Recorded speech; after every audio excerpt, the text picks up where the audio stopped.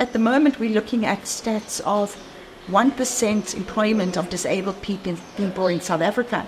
What we've also started using the iPad for is to use it as a tool to teach sign language. So teachers record lessons in sign language and the learners then have the opportunity to play back.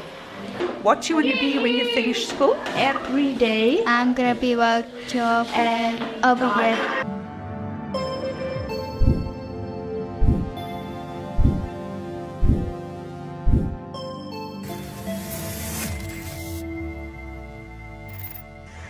Welcome to ITWeb on the road.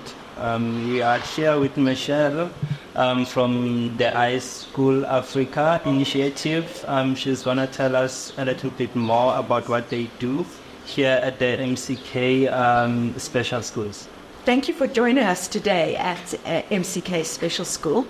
So just to give you a bit of background about iSchoolAfrica. iSchoolAfrica was established in 2009 to bring the world's best technology to the most under-resourced and marginalized schools. And what we do is we bring a mobile iPad lab to schools, and the lab is download on the iPads content, curriculum content, and we take it into the classroom, and an iSchoolAfrica facilitator trains the teachers to use the technology and the iPads within the classroom to increase the teaching and learning and to give access to our learners to the world's quality education. One of our key programs is the iSchoolAfrica Disability and Inclusion Project. And what we see in our country is where there's so many challenges in education, education facing children with special needs and disabilities is even more marginalized. And so the iSchoolAfrica Disability and Inclusion Program has taken the iPad and its built-in accessibility features and really opened up a world of inclusive education, of communication, of empowerment for children with special needs. Today at MCK Special School, we've seen which is a school that caters for children that are deaf, hard of hearing, and with learning challenges. I've seen how it's been used in the deaf classroom. And it's used in the deaf classroom as to increase communication, to enhance education, access to curriculum. And also we've just introduced a new program called Coding for Inclusion. So our deaf learners are learning how to code. And I think just the technology just opens up a whole world for deaf learners, that the iPad with its built-in accessibility features and the coding languages that Apple brings to schools, we make sure that we're not compromising in our schools and giving, through our partners, our corporate partners. This school's corporate partner is Cyrix and Mixed Telematics, who've made this possible. We bring a whole world of inclusive education to our learners. Michelle, I have a question here. What are your future plans and innovations with regards to you guys sponsoring more schools or, trying to eliminate the digital divide? Do you have anything in the works, in the pipeline coming up? Just celebrated 15 years, so I'm keeping asked, so what are your plans for the next 15 years? And I think what we want to do is to really scale to meet and reach more learners. So really to get on board more partners, more corporate partners, and then also to look at innovations like AI, to see how AI can be used to further innovate, to scale technology, to change the narrative of what's happening in education, in emerging markets, and in marginalized communities. How do you guys integrate real-world coding projects into the curriculum of the deaf learners? Teaching coding to deaf learners is all about core skills that our learners need in today's world. So skills include critical thinking, creativity, collaboration, problem solving, and computational thinking.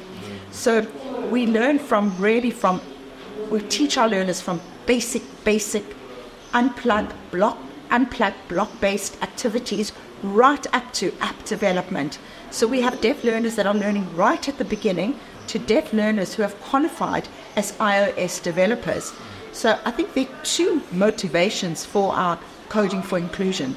One is to make sure that all learners with disabilities have exposure to code as critical skills for today's world, but then to expose our deaf learners to careers that can potentially open up careers that weren't previously available to them so they can get meaningful employment. Yeah. At the moment, we're looking at stats of 1% employment of disabled people in South Africa.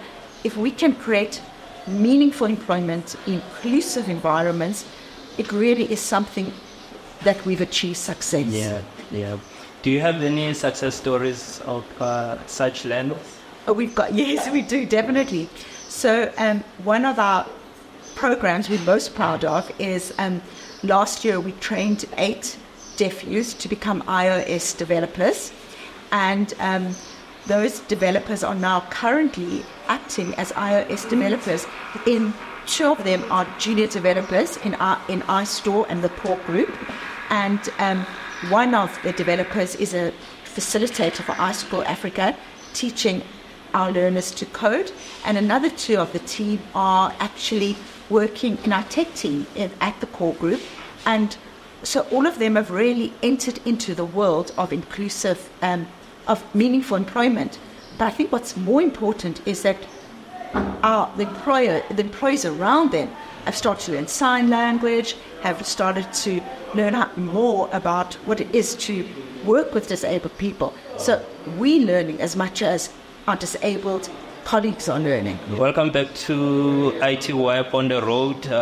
We're still at the MCK Special Schools. I'm with Cameron here. He will introduce himself.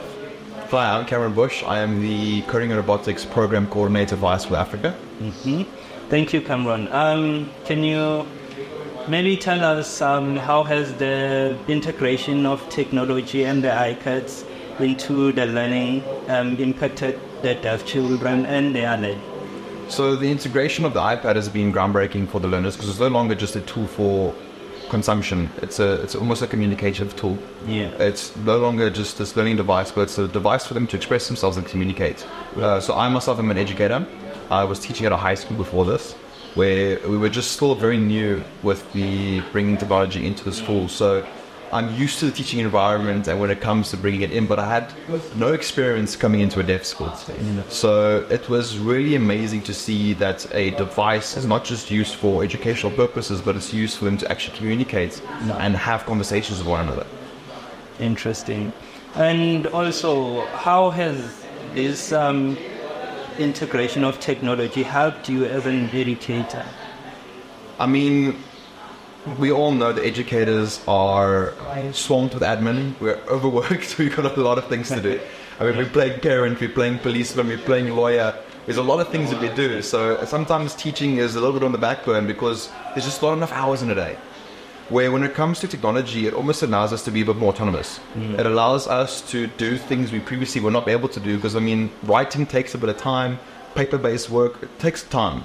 Where technology allows you to save time and almost create the work to be a bit more individualized. And also we saw earlier with the grade 4s where they were creating their own content. Yeah. Where you end up saving time where you can, as an educator, spend time on learners that are maybe struggling a little bit, or you know that a learner is now battling with some maybe personal issues and you can go and take them to the counselor wherever you need. It really allows you as an educator to do a lot more than just what the CAPS curriculum requires. Yeah. So tell us, are the kids forever on the iPad screen, or do they have some other form of learning integrated? So we preach a blended learning model. So it's not about bringing the iPads into the school and throwing the textbooks away. It's about how do you incorporate an iPad lesson, or how do you incorporate iPad time to enhance your teaching and learning. Yeah. Because obviously there's studies that have proved the eyesight problems for too long exposure to the devices. And we understand that the soft and gross motor skills are also crucial. I mean, Mr. Reggie was talking about the skills workshop where they do fabrication, welding, upholstery, and these are skills that we're finding less of them today. So it's not about now bringing technology in and only using tech.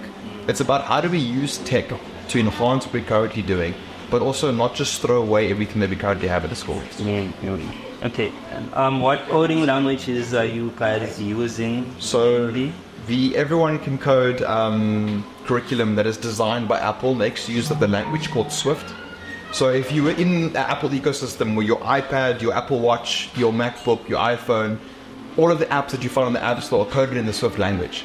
So the end of the program, the goal, is once you've gone through all the curriculums and you've gone through the curricula and you've gone through every textbook, we want our learners to be able to build an application that they can put onto the App Store.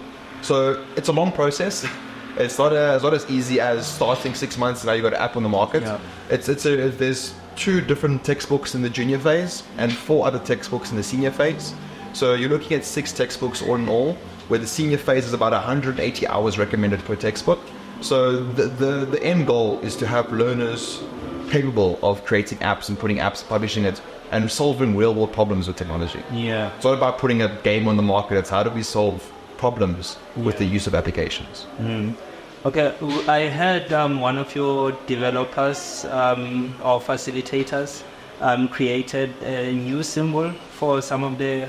So Sianda was part of our app developer cohort last year. There were 8 of them. Yeah. And when they were going, it was our first cohort, and when we were going through a lot of the terminology and the coding concepts, there was no developed signs for them. So the group of deaf developers got together and started understanding or started building signs that were relevant and related to the actual coding concepts. Yeah. Remember I spoke earlier, we would hear something and we have the privilege to go and research it where this is the first time they've heard these concepts. So I mean, something like code we hear often, and now to them they didn't have a sign, so they developed a sign that's now code, and then loops. So they had to understand that in order to progress through the program, they had to start working together and developing essentially their own language for the coding terminologies. How has AI helped you guys deliver your lessons to the learners? So AI has been revolutionary in the sense of I don't know what I don't know. Yeah. Yes, I'm an educator, and often educators have the connotation that they know everything, but I promise you we don't. So AI has helped a lot in terms of if I am stuck and maybe I need to understand or get a bit more context of what I'm actually wanting to deliver, AI has helped me develop so many resources, so many tools, and given me so much insight. I mean, just simple lesson plan. I will go into AI and I'll say, I want to do a lesson on coding, but the specific concept of logical operators. Then I can go into AI and I say, I've got a group of deaf learners. How can I make this lesson a bit more inclusive? How can I make the lesson more appropriate to this deaf group? Because remember, I didn't come from a deaf teaching background. I was a mainstream school, iSchool in the West Rand. And I had no exposure to deaf learners. So AI helped me gain a lot of insight where it's, instead of spending 6 hours researching on Google, I can ask one question on an AI chatbot and it saves me so much hours. Yeah. Welcome back to MCK Special School. We're here with the Deputy Headmaster and he will introduce himself. Hi, hello. My name is Mr. Reggie. I'm the Deputy Principal here at MCK Special School. I've been here for the last 8 years, and over the years we've seen the school grow and change.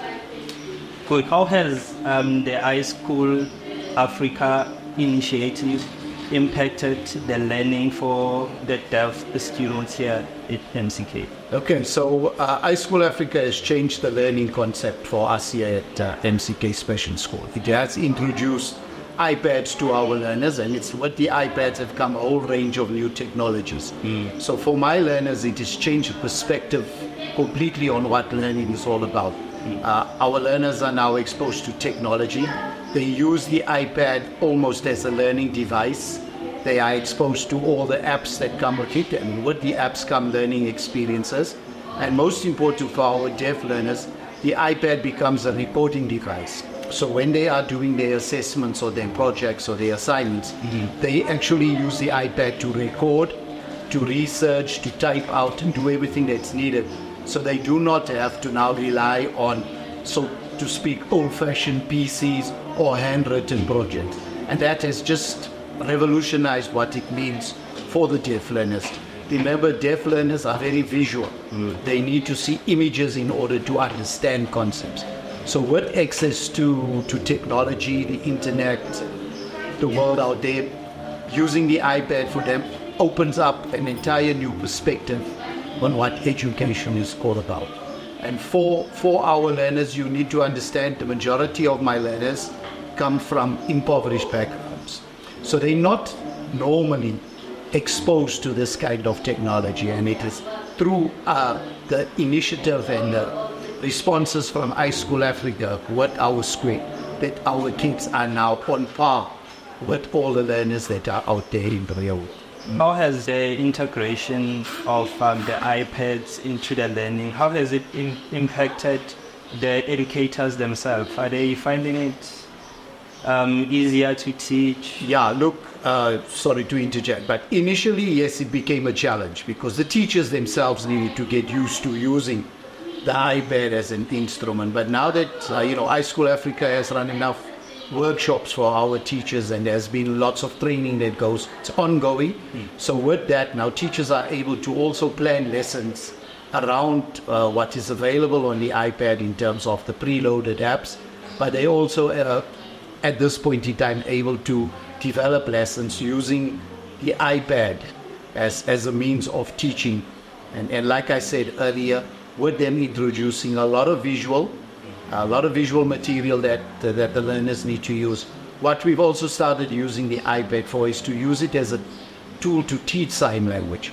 So teachers record lessons in sign language and the learners then have the opportunity to play back. And in that fashion, the learners are able to learn at their pace.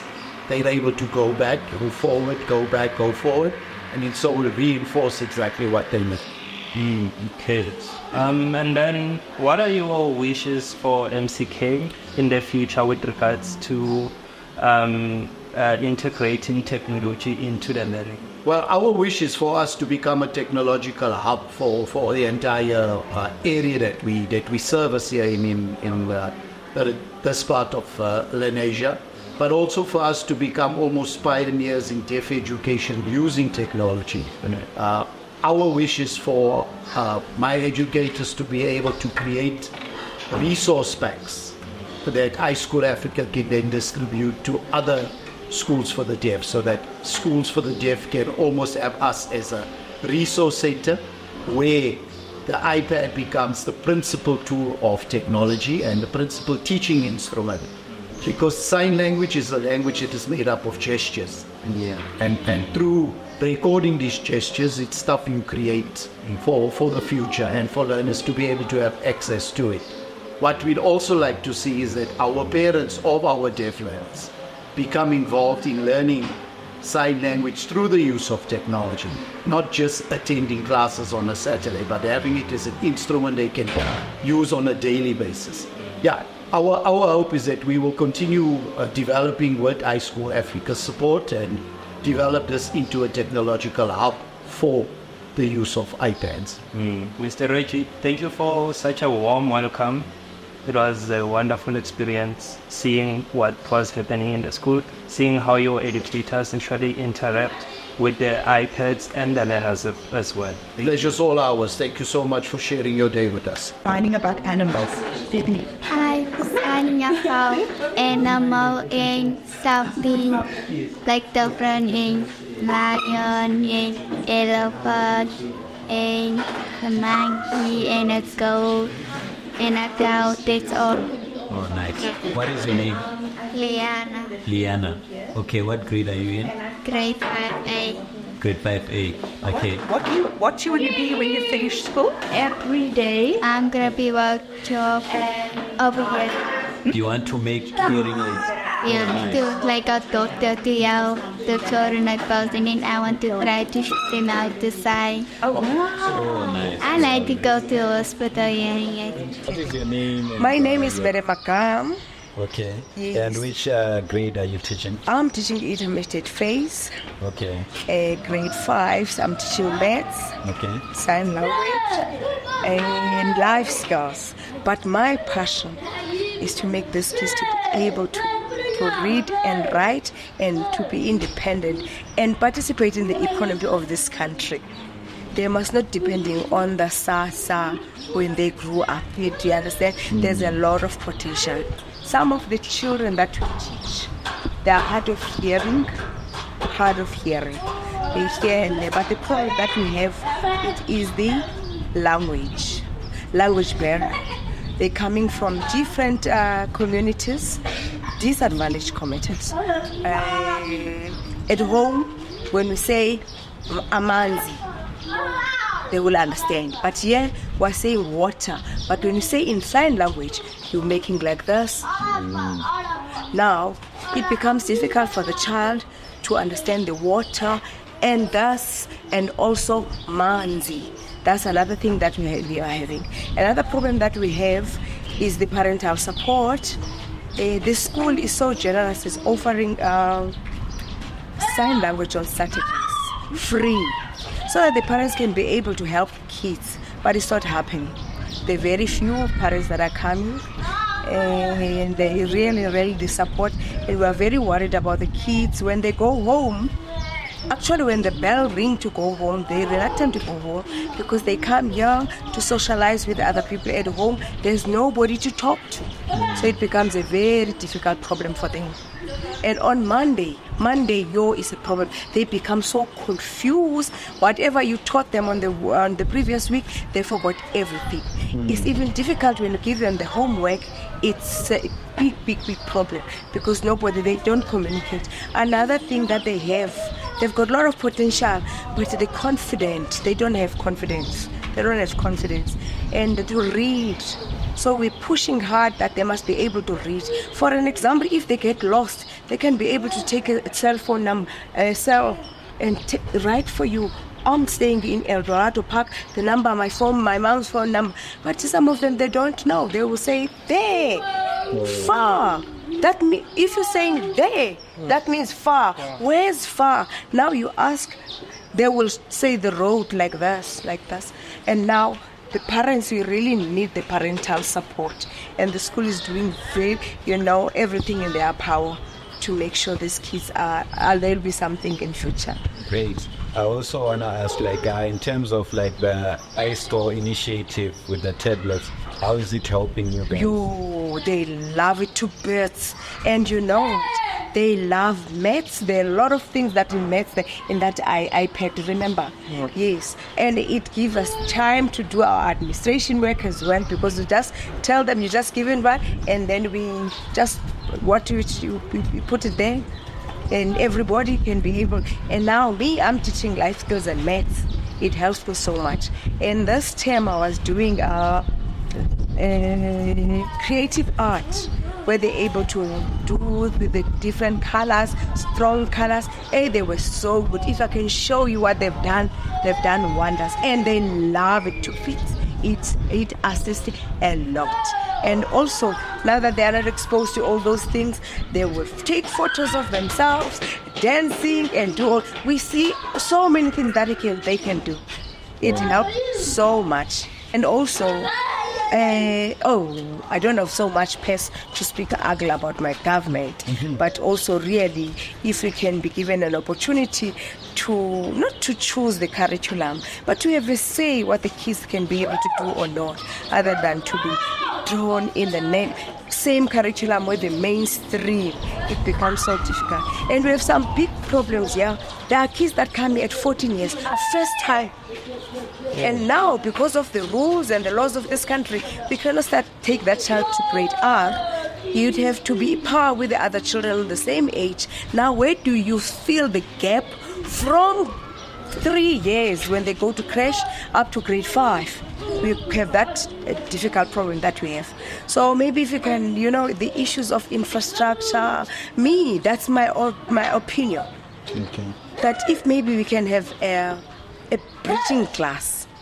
Bridging class, which means we've got more than 5 kids that never been to school, or others. Our kids, they are deaf, and others, they've got other disabilities. So we call them deaf plus. Do you understand? So, and then they will be in the same page with the deaf that is starting or first time at school. So the problem of infrastructure, and you see the government, there's cuts in the education. We don't know whether that would assist to have that.